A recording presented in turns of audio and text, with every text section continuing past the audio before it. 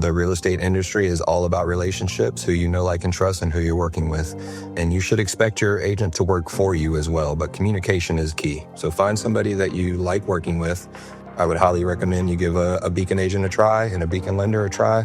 But if you already have somebody you know, like, and trust, communication is key. And you can make most things work as long as you're willing to communicate. You're listening to The Pilot's Portfolio, the show dedicated to guiding professional pilots towards a future of financial success and stability.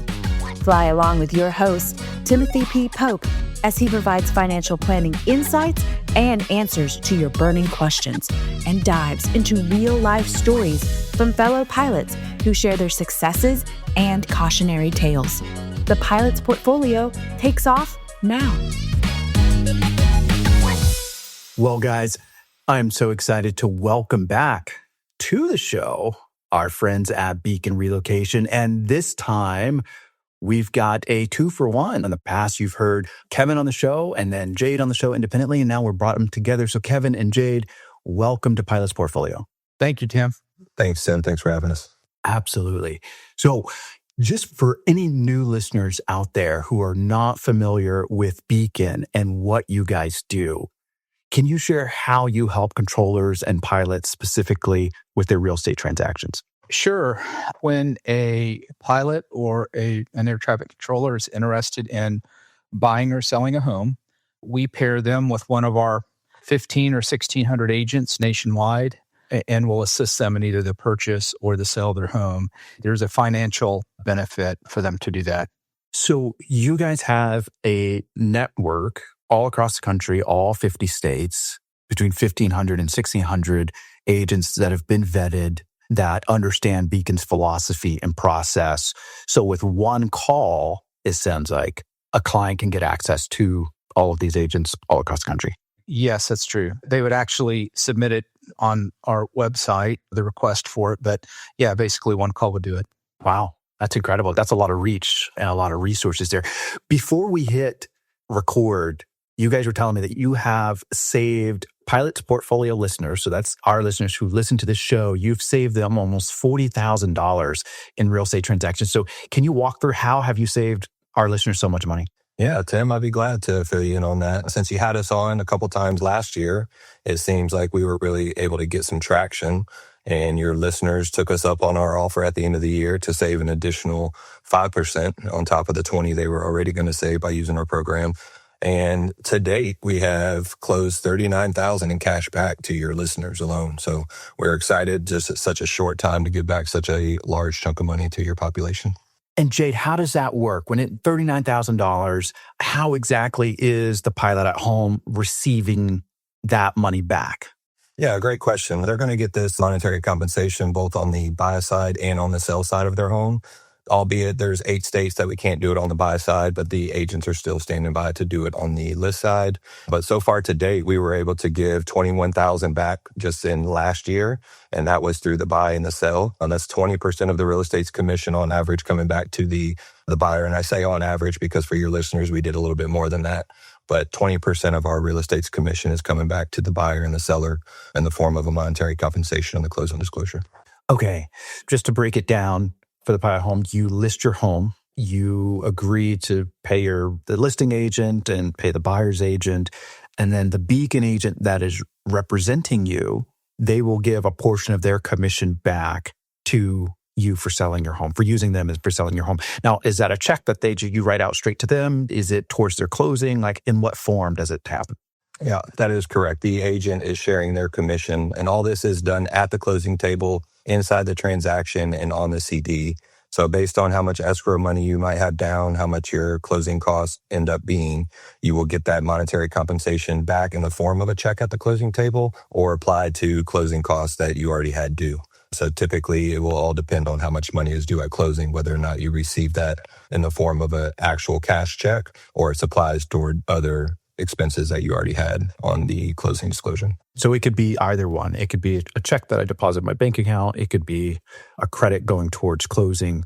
but this happens if I'm buying a home, the Beacon agent shares or gives back a part of their commission, or if I'm selling a home, the Beacon agent gives back part of their commissions. I think that's important to know. Yes. A few years ago, there were some changes in how folks sign up with a realtor.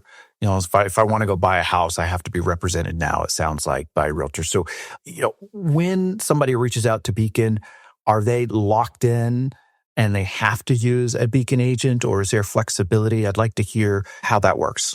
Sure. The buyer would submit their information on our website as a Pilot's Portfolio listener. And we've got, especially in larger cities, we have multiple agents that cover a city, but we typically would connect them with who we think may be the closest and that has the best reviews, of course. Once we connect them with that real estate agent, an email goes out introducing the team that's going to work them. Now, does a buyer have to use a Beacon agent? Well, if they want the Beacon agent, the 20% credit back from us. And we've also got a lender that we work with, a national lender that provides a discount on their fees as well. So if they're anticipating that saving, yes, they would need to work with a Beacon agent. All right. And so maybe, Kevin, could you speak about any flexibility that a would-be buyer or seller would have as they approach Beacon and say, hey, I'd like to work with an agent of Beacon's? Sure. After we've placed the buyer with the real estate agent, they should be presented with a couple of documents that come from the state's real estate commission. And this is on the heels of the NAR, the National Association of Realtors settlement in 2024. And what came out of that settlement is a real estate agent shall have a buyer broker or buyer agency agreement, a contract with that buyer prior to touring the first home.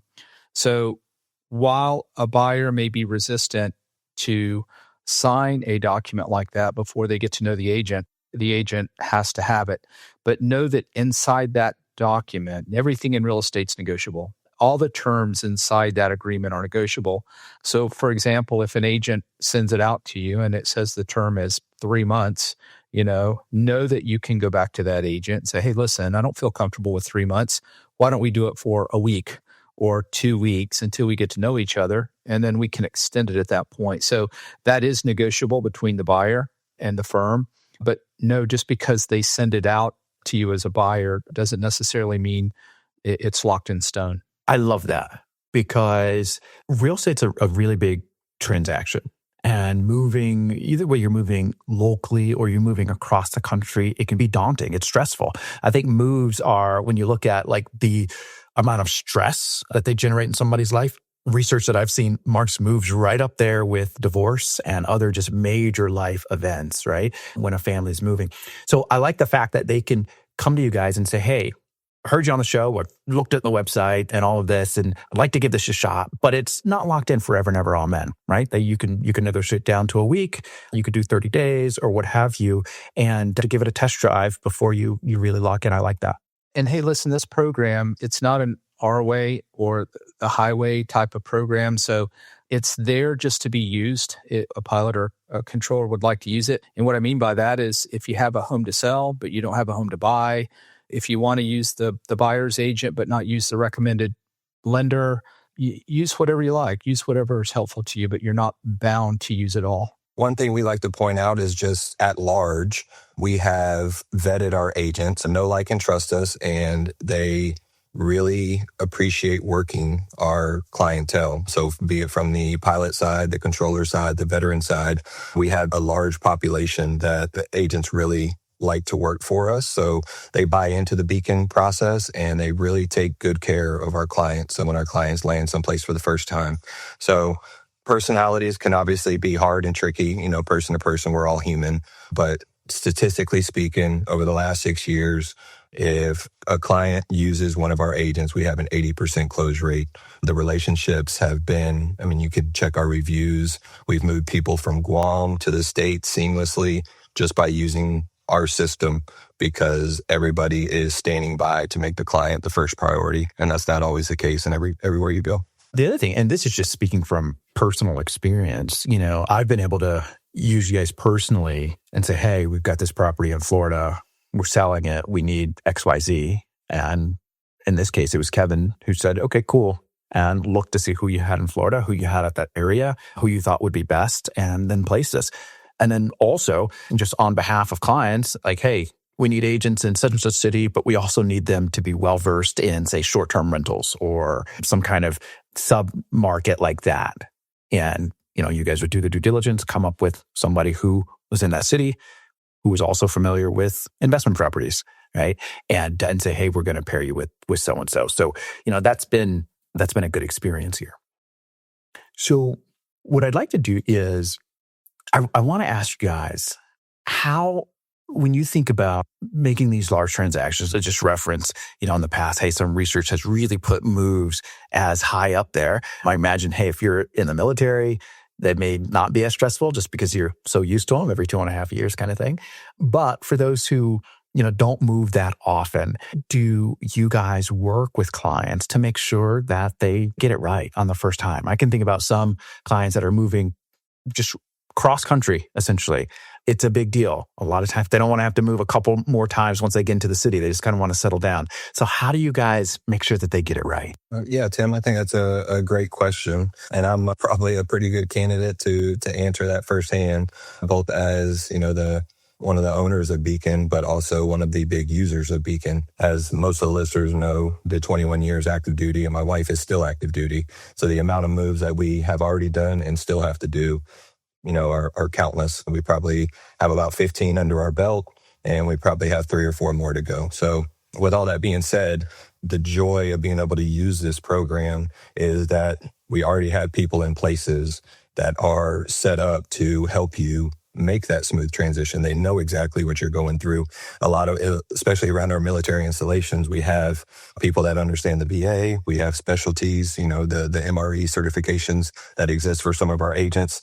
A lot of our military people like to know that those people are trained and understand their problems. The big issue with the military, as opposed to other moves, where the military gives you roughly about 10 house hunting days. And we all know, and especially from a financial advisor standpoint, you may not advise somebody to buy under those terms of pressure sometimes. So sometimes a military member needs to go in and rent for 6 to 12 months to understand the area before they have a pressure buy. A lot of times we're moving with families and we want to get enrolled in the school system. So renting a place in the right school district or buying a place in the right school district, sometimes that timing when you're moving on the military's timing doesn't also work up with the timing of the market.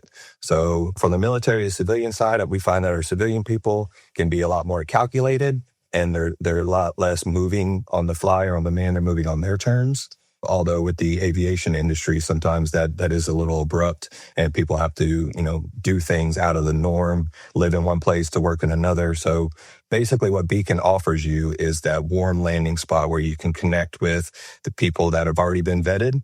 And again, if you don't like them or you have a personality conflict, we are happy to reassign and get you connected with somebody that does meet your needs. And I'll say too, Tim, that as far as the stress level in moving, I had a controller that I spoke with last week, and he's getting ready to buy a home in Pennsylvania. He said, Kevin, I've been watching the market and I'm really getting stressed out that I looked at homes a couple of years ago during the COVID, and all of a sudden the same home is quite a bit higher. And I recognize now I need some help. I'm not going to be able to do this on my own. So I think just having the agent there on your side, if you're selling in one location, purchasing in another location, I think you will find that team of people that you have are really going to eliminate a lot of weight that might ordinarily be on your shoulders. Yeah. I mean, there's something that we do at DIY, right? But for me, I'd stick with what I'm really good at and hire the professionals to do the things that I'm not good at, which would be market research in an unfamiliar city and probably doing it part-time because I have a day job. Yeah. And on the buy side here in those states, the 41 states that allow the credit, I mean, gosh, there's a credit back to you. There are a couple of one-offs here and there, but that credit is pretty important too. And you've got the assistant. Let's talk about, so you just mentioned you've been working with somebody who he's been looking at the market for the last couple of years. He's talking to you, so it sounds like he's ready to buy. What can buyers and sellers expect from 2026 in the real estate market? I read a lot of articles, and one of the articles that I read came from the chief economist from the National Association of Realtors. Back November 2025, he made a prediction And their estimation is that 2026 is going to pop off to a pretty good start. Now, I think Jade and I have seen that just in the past couple of months. We saw January start out with a lot of pilots and controllers, just buyers reaching out to us, and we're beginning to see closings now happen. They've gone under contract and now closing on their home here in February. And we've seen that. His estimation was that the market was going to have 14% more activity in 2026 and 2025. And not only were we going to have a little bit of a price dip, but home prices in their prediction was going to be up 4% for 2026. And his reasoning for that was due to the job market, the lack of unemployment, and also the interest rates on average dropping from 6.7%, and they're estimating the interest rates to average 6% in 2026. So all those combined to make a little bit stronger market in their estimation. So we're thinking about stronger market in 2026, which means more transactions, I would expect. And as an investor, when I hear more transactions, I think about, more price stability, or at least better price discovery, just because there's more participants in a market, there's more things going back and forth. And so I do believe that the market will get things right. And so there's going to be, more price stability there. Now, are all parts of the market moving in the same direction, if you will? Or is there a natural price point, which above this price point, we're going to see more transactions, below this price point, we're going to see less, or is it kind of across the board? Jade, correct me if I'm wrong, but I think the $500,000 price point and below is the most active, and that's still where there is a lack of inventory. When you start getting over that price point, it seems like there's already a healthy amount of inventory. Yes, that's correct. So, and when there's low inventory, what does that do? I mean, is that just things aren't moving, prices are high, or they're not declining, that kind of thing? What does that mean for the buyer or seller at home? With lower inventory, then we've got a more competitive market there. We've got a lot of first-time home buyers that are trying to enter the market. And unfortunately for a buyer, you're probably going to be in a multiple offer situation in some areas of the country, and you may not get much of a discount. In that price point as well, too, you are competing with investors that are cash offers as well, too. So we have to keep that in mind. So then as we go up the scale, say 750 to, maybe 1.5 million or so, like what are things looking like in that kind of range? If you're a buyer, there are more homes on the market in that price range. So you shouldn't have too hard of a time finding a home above 750. Now, in this, with the chief economist from the National Association of Realtors and his forecast for 2026, as you think about buyers and sellers entering the market right now, what is the one thing that you would want any sellers listening to this program to know as they think about preparing to list their home for sale? I think we're seeing some of it here too. I'm still an active realtor in the Charlotte market and work the pilots and controllers as well. And what I'm seeing is, even though we're expecting a little bit better market, I think as a seller, you still have to be well prepared. I think the best that you need to have the shiny penny, and you need to be priced reasonably.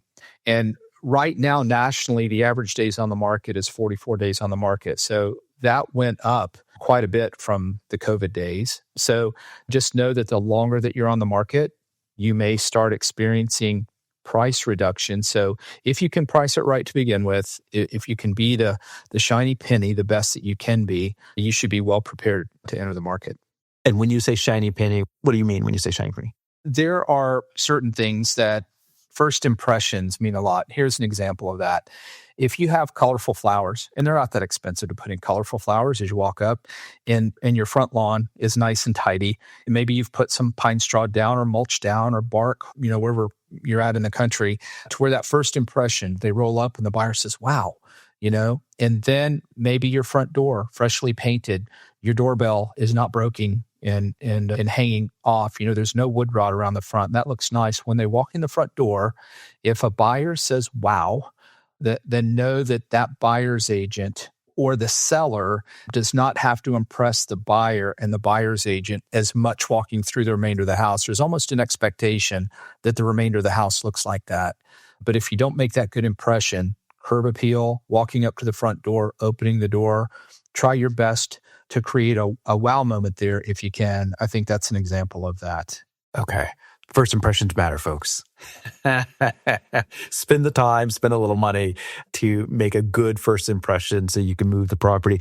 From the buyer standpoint, those people who know me know I like to set expectations. I like to have a strategy. And I think from a buyer standpoint, buyers can arm themselves, right? There's a lot of tools out there where they can do a lot of their own homework ahead of time so that their expectations are in line with the market.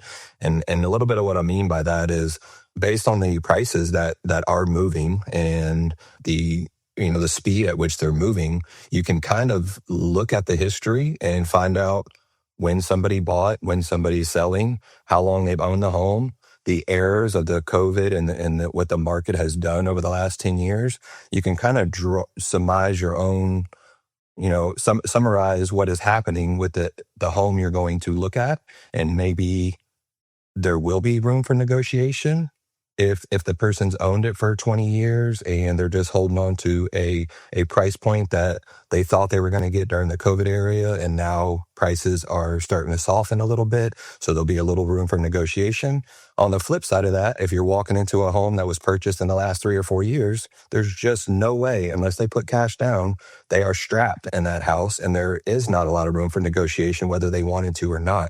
So knowing what you're walking into and looking at it from that perspective will, again, align your expectations, and then you and your family can strategize when going out in the market and actually shopping instead of just spinning your wheels and getting frustrated with what you're finding. So there you're saying, hey, use the tools. When you say tools, I'm thinking Zillow or Realtor.com or whatever other apps that you might have to go check out real estate and check out the information that's available. Is that what you mean?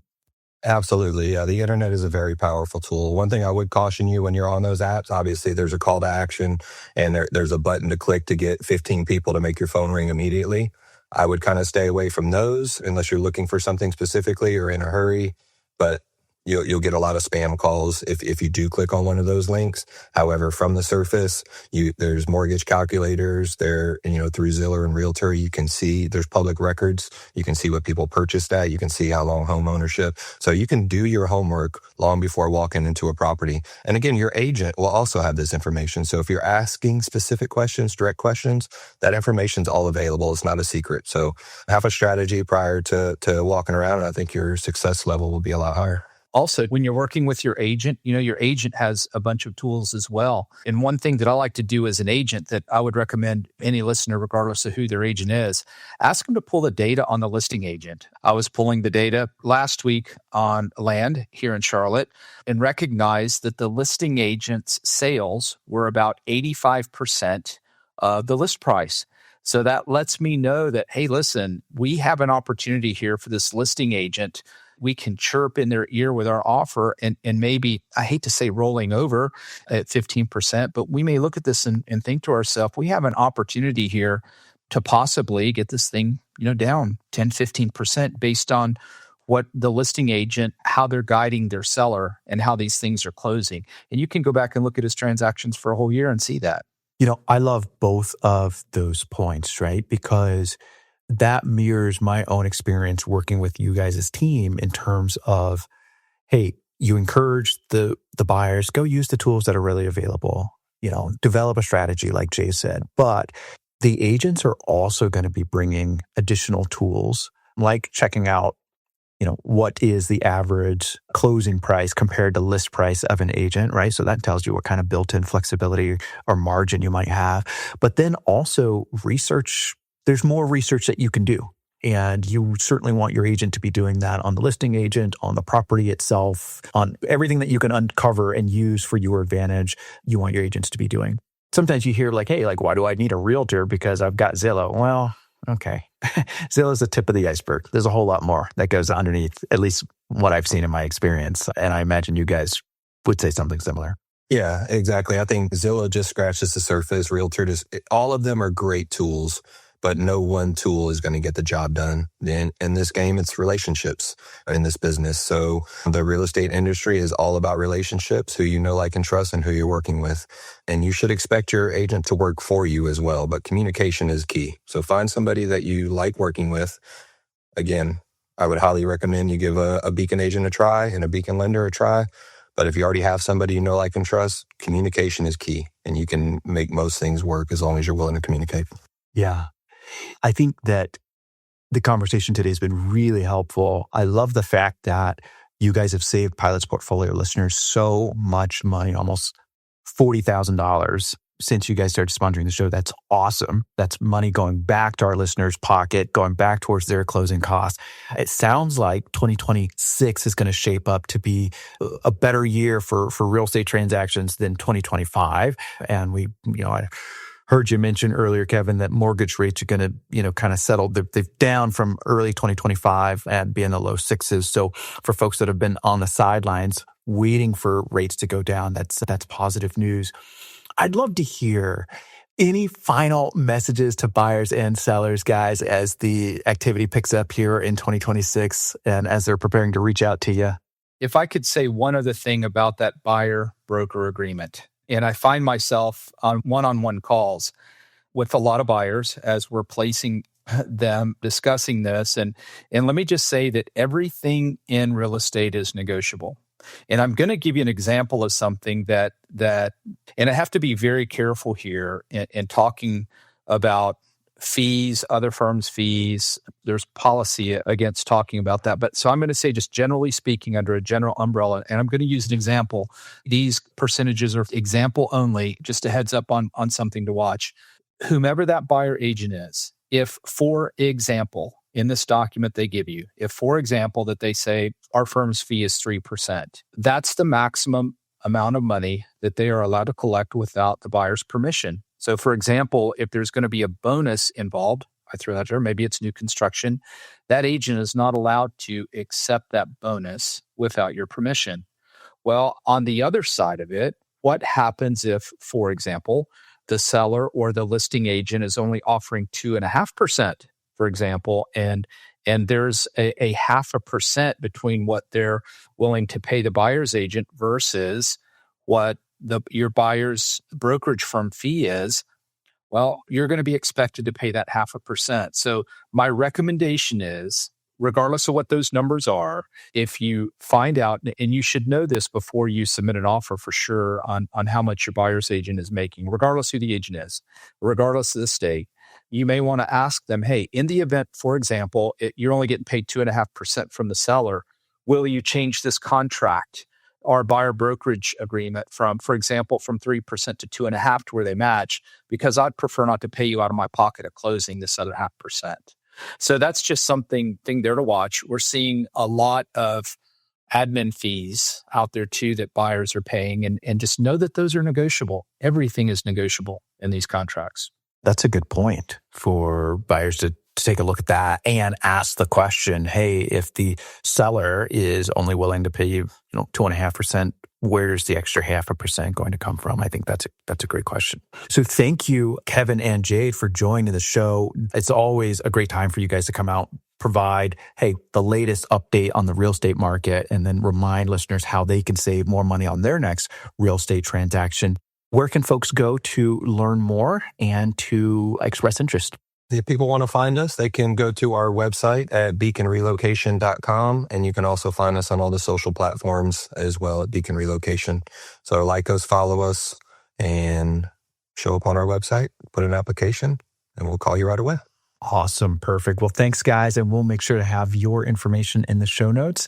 Thanks for joining Pilot's Portfolio. Thank you, Tim. We really appreciate it. Yes, much appreciated, Tim. Thank you for joining this episode of Pilot's Portfolio. If you found this information helpful, spread the word and share it with a Pilot buddy. Or if you have questions and there's something that you would like to hear discussed on the show, send us an email. You can find the address in the show notes. For those of you who are ready to learn how we help professional pilots with their financial planning needs, schedule an appointment. Until next time, keep the shiny side up, and we'll see you on the next episode. Pilot's Portfolio is hosted by Timothy P. Pope. Timothy P. Pope is principal owner of 360 Aviation Advisors, 360 Aviation Advisors is a registered investment advisory firm regulated by the state of North Carolina in accordance and compliance to the securities laws and regulations. 360 Aviation Advisors does not render or offer to render personalized investment or tax advice through Pilot's portfolio. The information provided is for informational purposes only and may not be suitable for all investors and does not constitute financial, tax, investment, or legal advice. All investments involve a degree of risk, including the risk of loss.